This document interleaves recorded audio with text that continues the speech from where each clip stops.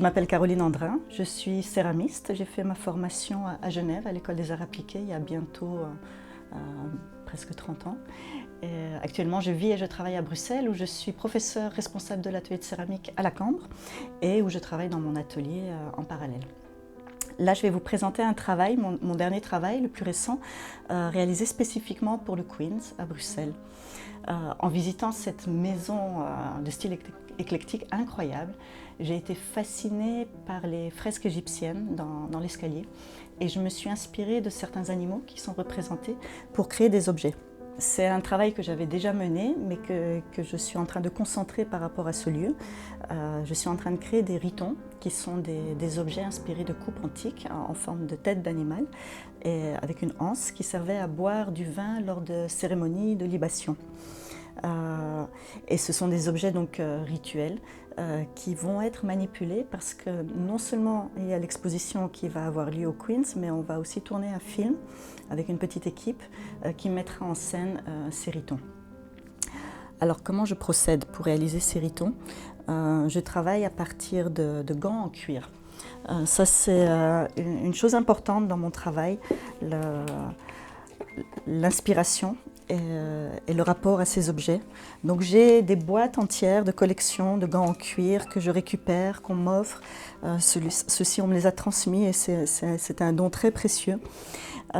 Ces gants sont la base pour réaliser des moules. Donc je vais les découper, je vais les assembler pour réaliser des moules souples dans lesquels je vais couler la barbotine. Donc c'est un travail un peu expérimental où je détourne des techniques traditionnelles pour me les approprier.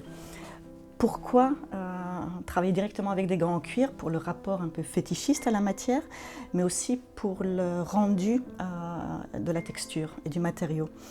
Donc c'est un travail sur la matière, la sensibilité, l'empreinte, mais surtout la métamorphose, comment passer d'un matériau à un autre.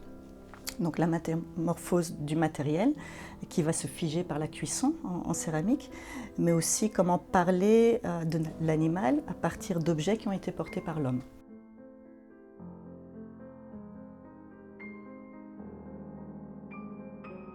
Alors quelques mots sur le processus. À partir des gants en cuir, je les découpe, je les assemble. Il y a un travail de couture. Donc là, on a un moule qui a servi plusieurs fois. Donc ce sont des moules souples dans lesquels je vais couler la barbotine.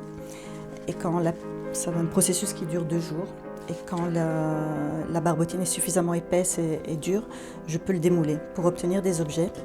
Donc ici, ce sont les premiers objets de cette série. Donc j'ai parlé des 3 animaux, mais on a aussi, puisqu'on va boire dans ces ritons, il faut aussi pouvoir servir le liquide. Donc on a des ritons carafes, différents modèles, qui vont servir à puiser la boisson et servir dans les ritons. On en a en argile, en céramique, recouvert de terre sigillée, pour lesquels j'ai fait plein de recherches technologiques sur les différentes teintes de blanc pour obtenir des nuances dans ces teintes. Donc il y a des objets en céramique recouverts de terre sigillée et j'ai aussi un objet en verre issu du même moule où le processus est un petit peu plus complexe parce que j'ai fait un modèle en argile, un moule en plâtre réfractaire et dans lequel un souffleur de verre a soufflé pour moi, enfin toute une petite équipe, pour obtenir cet objet où tout d'un coup on a la translucidité en plus, mais qui est issu du même moule. Donc voilà, il y a aussi quelques objets en verre qui feront partie de ce projet. Alors ici on a d'autres objets qui sont que j'appelle des outils, mais ce sont des outils ou des cornes ou des objets en tout cas à prendre en main et réalisés à la base à partir d'un gant en cuir. Pour lequel j'ai suivi une technique traditionnelle, contrairement à mon travail où j'utilise les moules directement, les gants directement comme moules. Donc j'ai fait un objet en plâtre, puis j'ai fait un moule. Et là c'est vraiment la technique classique où on va couler la barbotine dans le moule pour obtenir une petite série d'objets identiques. Les objets ont été aussi après polis, recouverts de sigillés et il y en a différents également dans l'exposition qui ont été cuits avec une technique particulière qui s'appelle le Naked Raku.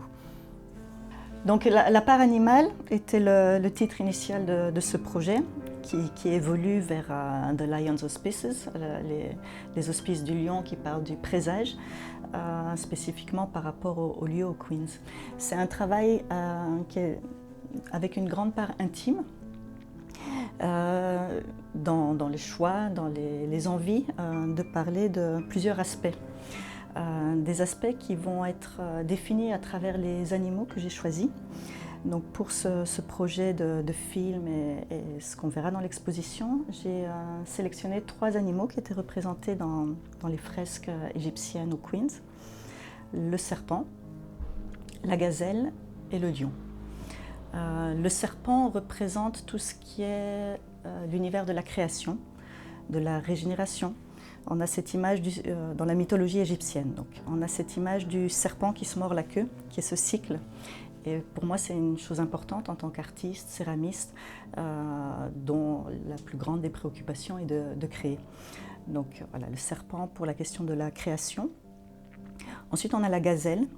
La gazelle, dans la mythologie égyptienne, elle est associée à la déesse Anubis, qui est celle qui nourrit, qui protège aussi. Donc avec la gazelle, on a une notion de féminité, de soin envers l'autre, d'amour, qui est une chose importante aussi parce que non seulement je suis artiste et femme, mais je suis aussi une maman de 3 enfants, donc ce sont des choses qui me concernent. Et le 3e animal, c'est le lion. Donc le lion qui est associé à des notions de force et de pouvoir et qui est représenté aussi dans toute sa puissance.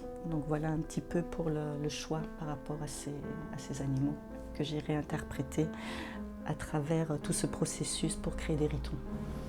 Donc là, on est dans un moment, en septembre 2023, très excitant pour moi parce que ce tournage de film va avoir lieu avec une collaboration qui me réjouit.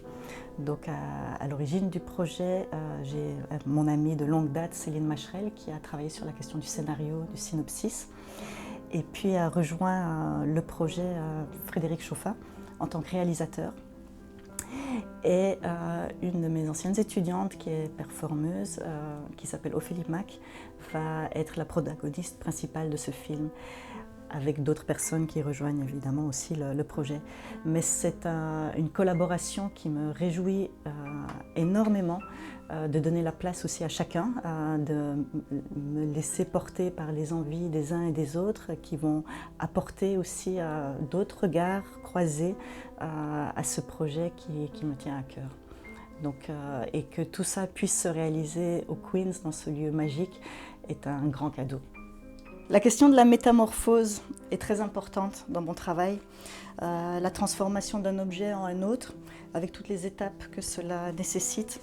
Donc à partir du gant en cuir, des gants qui ont été portés par l'homme et qui deviennent des trophées d'animaux, avec ce côté fétichiste de la matière du cuir qui reste, mais qui va être figé par la cuisson dans la céramique. Il y a la terre sigillée qui est une technique antique que j'ai utilisée pour des raisons historiques, mais aussi pour magnifier le cuir et la matière. Donc la métamorphose de la matière, mais aussi la métamorphose des genres, des individus. Le riton est arrivé dans un 2e temps après le trophée. Le riton, c'est cette coupe qu'on utilise. Et quand on boit, il y a le visage de l'animal qui se superpose au buveur. Et donc c'est une autre métamorphose qui permet de découvrir cette part cachée de bestialité qu'on a chacun en nous. Et voilà, par ce geste rituel qui est important pour moi.